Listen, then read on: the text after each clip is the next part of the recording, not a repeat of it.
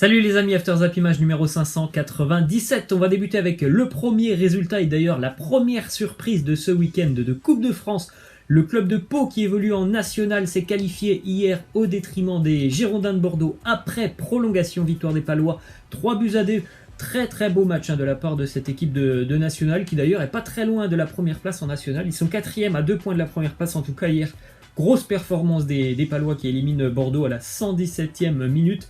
Des grossières erreurs défensives quand même pour les Bordelais qui ont été en difficulté hier. Ils sont donc éliminés. Pau est qualifié pour les 8e de finale de Coupe de France. Petite info qui concerne Jimmy Briand, l'attaquant bordelais qui est actuellement en train de négocier pour une prolongation de contrat qui pourrait l'amener avec le club bordelais jusqu'en 2021. Petite image, c'était avant la trêve hivernale. Match de Ligue 1 entre l'OGC Nice et Toulouse. Les jeunes enfants qui accompagnent les joueurs pour rentrer sur le terrain portaient tout simplement des bonnets de Père Noël. Jusque-là, rien de choquant. Cependant, l'OGC Nice a été condamné à une amende de 2 000 € avec sursis pour avoir laissé ces jeunes joueurs ou ces jeunes accompagnateurs entrer sur le terrain avec un bonnet de Noël.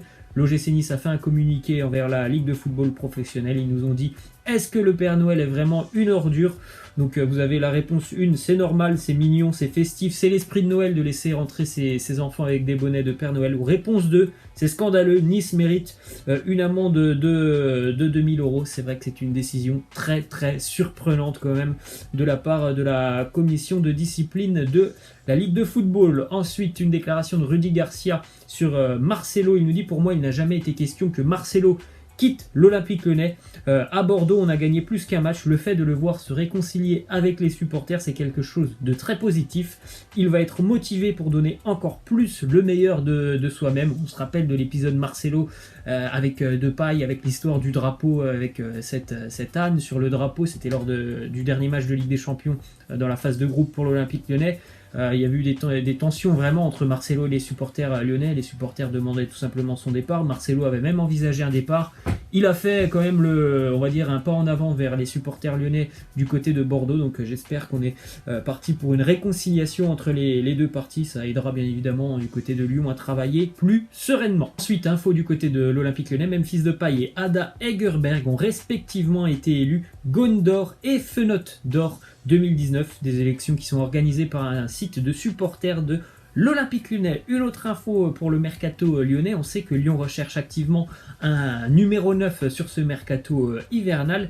Selon les informations de Calcio Mercato, un site spécialisé sur le foot italien, Lyon serait intéressé par le profil de l'attaquant polonais Krzysztof Piatek. Jean-Michel Aulas a même indiqué que le club devrait faire un effort conséquent sur ce mercato pour pouvoir attirer un joueur d'envergure. Quand on dit effort conséquent, c'est en général qu'on parle d'un effort financier. Après Krzysztof Piatek, on va pas se mentir, ça reste quand même très compliqué pour l'Olympique Lyonnais. C'est une piste, mais ça reste très compliqué. En revanche, les discussions ont repris avec Karl Toko et Cambi, l'attaquant de Villarreal. Ensuite, chez les voisins de l'Olympique Lyonnais, du côté de Saint-Etienne, Robert Beric va quitter les Verts. Il va s'engager aux États-Unis avec Chicago. Donc voilà, les joueurs stéphanois lui ont fait leurs adieux. C'était dans un restaurant. Ils ont été tous très émus du départ de Robert Beric, qui était très apprécié dans le vestiaire, en plus d'être un joueur vraiment qui avait une sacrée personnalité sur le terrain. C'était tout simplement quelqu'un qui ne lâchait rien sur le terrain. Alors techniquement, c'est sûr, c'était pas le meilleur joueur, Robert Beric, mais c'était quelqu'un vraiment de très apprécié du côté du vestiaire stéphanois. Il y avait tout le monde, tout le groupe stéphanois était présent pour dire adieu à Robert Beric. Ensuite, déclaration de Thiago Silva qui nous dit: bien sûr que pour une équipe comme le Paris Saint-Germain qui pense à de grandes choses et qui a de grands objectifs sur cette saison, je crois qu'il faut garder Edinson. Il continue à être notre matador. Bon, Cavani, on va pas se mentir, je pense qu'il a qu'une envie, c'est de rejoindre l'Atlético Madrid pour pouvoir jouer, puisque du côté de Paris, on ne lui offre plus de temps de jeu. Après, forcément, j'arrive à comprendre aussi la position de Leonardo, qui se dit: c'est peut-être mieux de le garder quand même jusqu'à la fin d'année. Si jamais, par malchance, on a une blessure dans le secteur offensif sur cette deuxième partie de saison, ça serait peut-être mieux quand même d'avoir Cavani avec toi. Donc forcément, j'arrive à comprendre la position du Paris Saint-Germain, même si c'est compliqué de pénaliser ce joueur qui ne joue quasiment jamais, alors que c'est quand même le meilleur buteur de l'histoire du Paris Saint-Germain. Ensuite, une info qui nous vient du Daily Mail, quotidien anglais, qui annonce que l'UEFA a mis en place un 4-2-4. Bon, après, vous pouvez dire que c'est un 4-4-2. Moi, je pense plutôt que c'est un 4-2-4 dans son 11 traditionnel, le 11 de l'année, au lieu d'un 4-3-3, pour tout simplement que Ronaldo puisse intégrer ce 11, alors que Ronaldo avait eu largement moins de votes que N'Golo Kanté. Et autre particularité d'ailleurs, depuis maintenant 6 ans, le 11 de l'année UEFA est soit un 4-4-2 ou soit un 4-3-3. En général, c'est un 4-3-3. Depuis 6 ans, c'est un 4-3-3. Et cette année, bizarrement, ils ont changé tout ça pour que Ronaldo puisse intégrer ce 11. D'après certaines sources, ce n'est simplement pour ne pas irriter Cristiano Ronaldo, qui aurait pu être vexé de ne pas être présent dans le 11 de l'année. Donc N'Golo Kanté méritait tout simplement sa place, puisqu'il avait eu beaucoup plus de votes que Cristiano Ronaldo. Cependant, on va dire que voilà, l'UEFA a fait un petit coup de pouce, a donné un petit coup de pouce à Cristiano Ronaldo pour ne pas le vexer. Ensuite, info du côté du Barça, l'entraîneur Quique Setién souhaite conserver Arturo Vidal cet hiver. Donc on pouvait penser qu'il y aurait peut-être eu des nouvelles données, on va dire, dans ce dossier Arturo Vidal, puisqu'il y avait Ernesto Valverde, maintenant c'est un nouvel entraîneur. Est-ce qu'il allait compter sur Arturo Vidal? Eh bien, on a la réponse. Visiblement, il comptera sur Arturo Vidal jusqu'à la fin d'année. On continue avec la réponse de Xavi sur cette offre du Barça. Il nous dit « Oui, j'ai reçu une offre de Barcelone en présence d'Abidal et de Oscar Grau, mais je ne l'ai pas accepté car il est trop tôt pour entraîner Barcelone. Même mon rêve d'entraîner le Barça à l'avenir perdu. » Donc voilà, il ne se sent certainement pas prêt pour le moment pour entraîner le FC Barcelone. On a donc la réponse à ce refus de Xavi de prendre en main le 11 catalan. Ensuite, petite info d'un joueur du Barça qui a été prêté en début de semaine, c'est le français Jean-Claire Todibo qui a participé à son premier entraînement avec Schalke. C'était hier.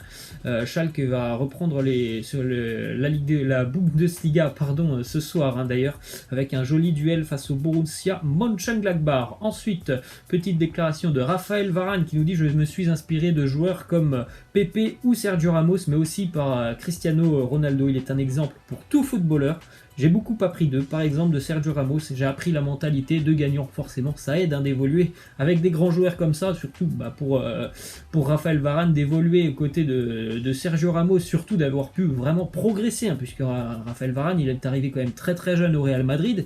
Et vraiment d'avoir pu progresser, d'avoir pu apprendre de Sergio Ramos ou de voir Cristiano Ronaldo tous les jours, c'est sûr que ça a dû quand même bien l'aider dans son apprentissage. Info mercato aussi pour l'attaquant français Kevin Gamero. Il a été placé sur la liste des transferts par le club de Valence. Valence demande 14 millions d'euros pour l'attaquant Kevin Gamero. Donc on va suivre tout ça jusqu'à la fin de mercato.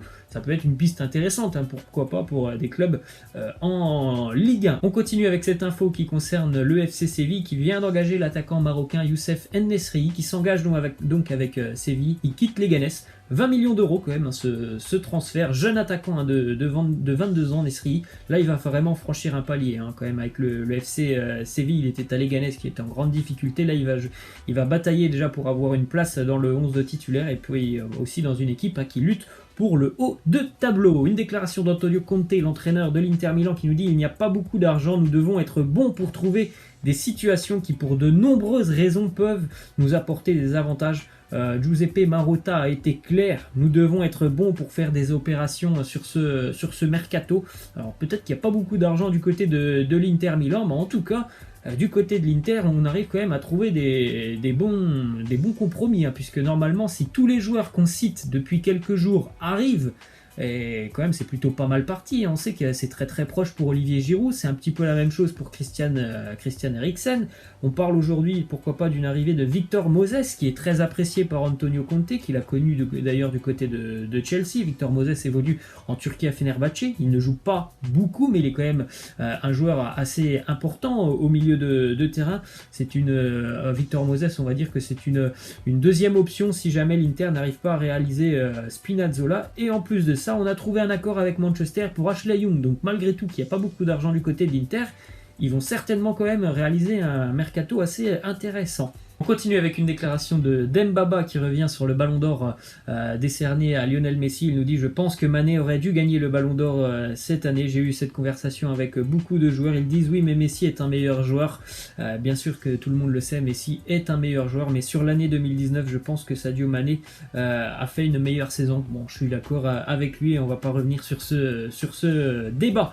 Ensuite, petite info qui concerne l'UEFA et l'Association européenne des clubs qui ont trouvé un accord pour un nouveau format de la Ligue des Champions, incluant 4 journées ou 4 dates, comme vous voulez, de plus à la compétition d'ici 2024 pour le moment.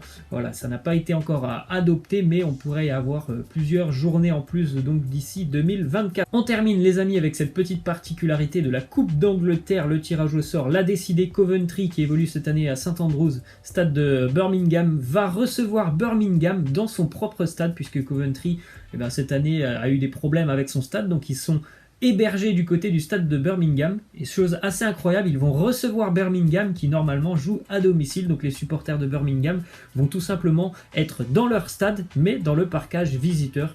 Assez incroyable. Et voilà les amis, c'est la fin, je vous laisse, je vous dis à demain, ciao.